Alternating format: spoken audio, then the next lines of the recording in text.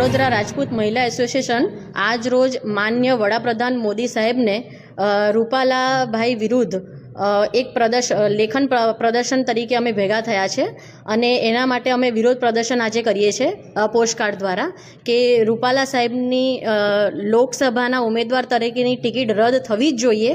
એમની માફી અમારા પૂરા ક્ષત્રિય સમાજને બિલકુલ નામંજૂર છે અને એમની માફી જે એમને માંગી છે એ કોઈ કાળે અમને સ્વીકાર્ય છે જ નહીં અને એનો અમે ટોટલી અને ખુલ્લેઆમ વિરોધ કરીએ છીએ.